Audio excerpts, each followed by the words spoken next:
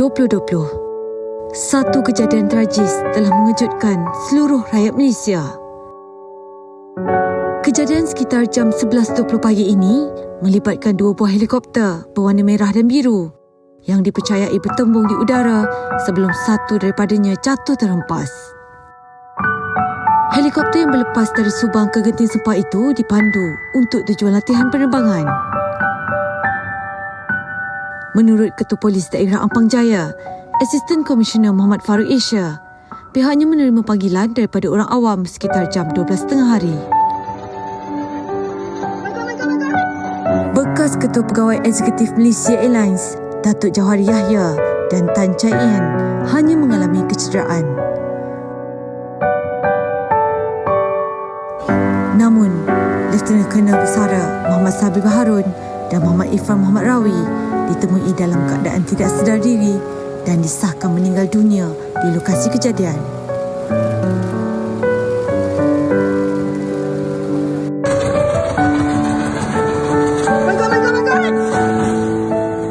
Ya Allah! Kes diklasifikasikan sebagai mati mengejut dan punca kejadian masih dalam siasatan. Takziah buat keluarga Allahyarham. Baik, itu sedikit rangkuman berkenaan dengan tragedi yang berlaku pagi semalam dan merenggut 2 nyawa. Baik, kita sudah maklum bahawa kes ini masih lagi dalam siasatan, tapi apapun hari ini kita nak memberi sedikit pandangan berkenaan dengan penerbangan pesawat ringan ataupun peribadi ini. Pastinya apabila kita melihat tragedi yang berlaku ini, tertanya-tanya bagaimana sebenarnya kalau ianya berlaku di sekitar tempat kita duduk dan sebagai yang telah dipertontonkan tadi. Baik, untuk kita berbincang langsung berkenaan dengan isu ini, kita nak bersama dengan seorang juruterbang yang cukup berpengalaman luas dalam dunia penerbangan ini, bersama dengan Kapten Fazri Fauzi, merupakan juruterbang pesawat A380. Assalamualaikum, selamat pagi Kapten. Waalaikumsalam, terima kasih. Saya nak tanya dululah berkenaan dengan pandangan Kapten berkenaan dengan tragedi yang berlaku pagi semalam. Ya, Faria, setiap kali ada benda seperti ini kan, tragedi seperti ini kan, kita di dalam aviation industry of course terkesan ya. Dan dunia penerbangan ni dia ada risiko ya dan kebaikannya sendiri. Jadi yalah semoga kita boleh belajar daripada episod ini dan kembali lebih selamat dan dalam operasi dan seterusnya. Ya. Baik, kita sudah maklum bahawa helikopter yang digunakan kan telah dilaporkan ianya sesuai untuk digunakan sebagai pembelajaran kan. Jadi apabila kita melihat tragedi ini menerbitkan 2 helikopter jenis yang sama dan ianya bertembung di bahagian udara ketika terbang tu, apa yang boleh diperlihatkan bahawa kemalangan sebegini adalah biasa berlaku ataupun luar biasa sebenarnya? Okey, mula-mula Faria, kita belum pasti lagi tahu adakah mereka bertembung ke macam mana, sebab kita tak ada video yang menunjukkan mereka bertembung dan kes ini pun masih dalam siasatan. Jadi saya rasa lebih baik kita serahkan kepada pihak berwajib, CAM Malaysia dan Kementerian Pengangkutan untuk come up dengan preliminary report selepas 30 hari nanti.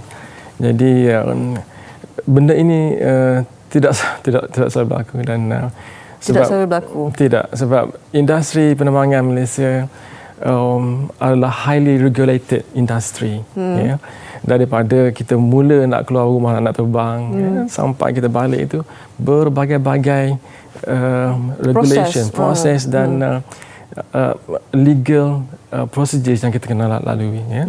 Yang proses ini adalah yang kita belajar dari sejak manusia mula terbang ya, dengan Kitty Hawk 100 tahun yang lepas. Daripada situ kita kumpulkan benda-benda baik, benda yang tak baik untuk dibuat. Jadi dari proses ini menjadi regulation dan standard operating procedures untuk para penerbangan. Baik. pilot. Kapten sendiri berpengalaman 27 tahun. Pernah dalam negara dan yang terakhirnya berkhidmat di syarikat penerbangan utama di Timur Tengah. Jadi apakah perbezaan dan persamaan helikopter ni dengan pesawat komersial biasa yang kita ni lah? Okey, perbezaannya adalah of course dari segi reka bentuk ya. Helikopter dia boleh hover, dia boleh berhenti di udara di satu tempat ya, dengan desain kipas dan sebagainya. Kapal terbang tak boleh. Jadi kapal terbang mempunyai sayap fixed wings ya, dan helikopter adalah rotary wings. Kalau kita tengok MCAR 2016, dalam tu dia ada classify perbezaan dia. Cumanya kapal terbang perlu ke depan ya, selalu ke depan untuk terbang, untuk terapung di udara. Sementara helikopter sayapnya adalah kipas tersebut ya. Itu yang utama. Kipas itu diputarkan dengan speed yang tertentu untuk remain afloat di udara. Itu perbezaan dia. Kesamaan dia baik kapal terbang atau helikopter, kita harus melalui proses yang sama untuk take off, landing, communication, navigation, paras penerbangan dan sebagainya adalah sama, mengikuti rule dan undang-undang yang sama. Dari segi teknikalnya, bagaimana ciri-ciri keselamatan yang ada dalam helikopter? Macam TCAC semua tu. Saya tidak berpengalaman sangat dalam helikopter ya. Tapi saya dikabarkan adalah sama dengan kapal terbang. Maksud Faria keselamatan antara... Maknanya ciri-ciri keselamatan lah. Kalau misalnya sebuah enjin tu tak berfungsi dan sebagainya, bagaimana sebuah helikopter tu boleh melakukan pendataan kecemasan ke, lebih mudah ke, kan sebab tadi kapten kata kalau kapal terbang biasa dia perlukan kawasan yang luas kan sebab dia bersayap untuk landing tu. Tapi macam helikopter kan dia boleh terus mendarat di bawah.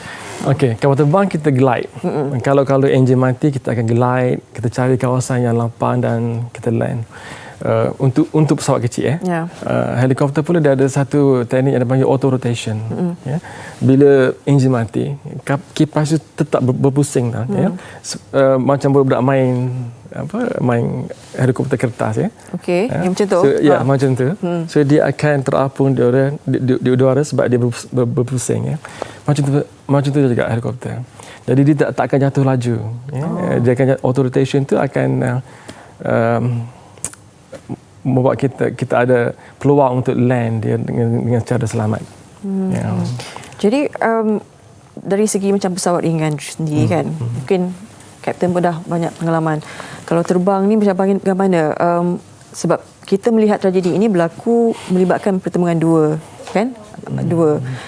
Kalau pastinya ada sistem komunikasi kan, kita macam mesti orang akan cakap, takkan dia tak tahu ada kawan A lalu, kawan B lalu kan. Maksudnya trafik kawalan udara tu. Ya. Okey. Setiap kapal terbang yang terbang di ruang udara Malaysia dikawal oleh trafik udara. Tapi trafik udara ada limitation dia juga ya.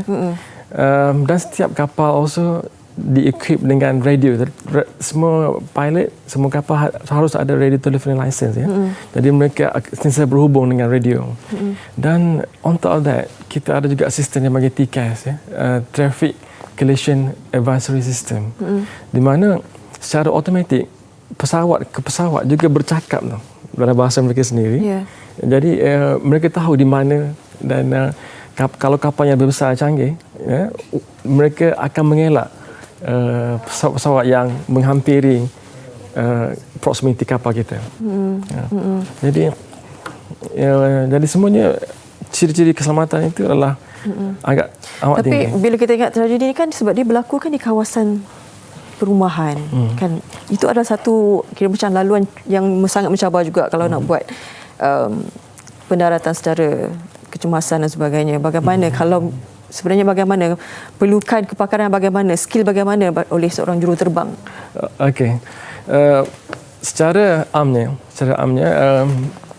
dalam CR di seluruh dunia. Paras ketinggian yang minimal untuk terbang di ruang yang crowded places adalah 1,500 kaki. 1,500 kaki.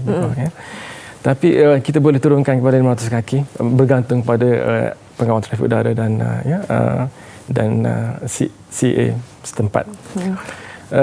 Dan seorang pilot juga, sebelum dia boleh terbang seorang tanpa instruktur, ya, mereka diuji dengan berbagai-bagai ujian, di mana salah satunya adalah kalau enjin kapal terbang ataupun helikopter tak berfungsi, mereka harus identify tempat yang selamat untuk mereka mendarat. Ya? Jadi dalam minda seorang pilot masa mereka terbang selalu ada contingency plan, ya, plan B. Kalau enjin mati, mana nak pergi? Baik 38,000 kaki ataupun 1,500 kaki, kita sentiasa kena ada that contingency plan. Maknanya ini latihan yang telah diberikan kepada semua juruterbang apabila berlakunya kemalangan. Biasanya seorang juruterbang akan boleh terbang seorang, kita panggil solo, selepas melalui lebih kurang 10 jam penerbangan di flying school. Pada masa itu pun mereka sudah instruktur tak akan lepas mereka terbang seorang kalau mereka tak dapat menunjukkan yang mereka mampu membuat keputusan untuk mendarat kapal terbang ini dengan selamat jika berlaku sebarang benda yang tak diingini. Kalau Kapten sendirilah, pandangan Kapten kan melihat kemalangan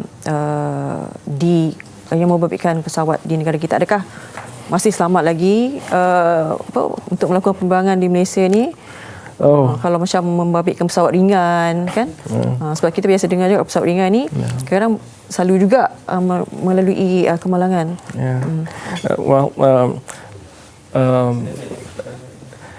Malaysia Airspace, ruang udara Malaysia adalah antara yang paling selamat di dunia. CAM Malaysia dan Kementerian Pengangkutan sudah melakukan yang terbaik. Kita bertaraf dunia. Jadi di Malaysia masih amat selamat. Kalau kita tengok statistik kemalangan, berbanding dengan kereta dan sebagainya, industri kapal terbang ni kemalangannya amat sedikit. Kalau kita tengok statistik dia. Dan sebab dia highly regulated, bukan senang-senang untuk kita naik ke udara. Macam ada kita dengar flying cars, kereta untuk terbang. Itulah idea yang bagus, tapi ia perlu melalui proses regulation yang seperti ini juga untuk memastikan benda-benda yang tak elok ini berlaku. Dan CAM Malaysia telah melakukan very good job untuk memastikan keselamatan di ruang udara negara kita. Bermakna walaupun membabitkan pesawat ringan ataupun peribadi, masih lagi perlu melalui peraturan yang sama untuk menerbangkan pesawat seperti mana pesawat komersial yang lain. Betul. Baik. Betul. Terima kasih Kapten Fazri Fauzi di atas perkongsian ini. Kita mendoakan yang terbaik kerana kita tahu kes ini masih lagi dalam siasatan. Cuma kita berkongsi pandangan sedikit berkenaan dengan penerbangan dan juga kemalangan yang membabitkan pesawat ini.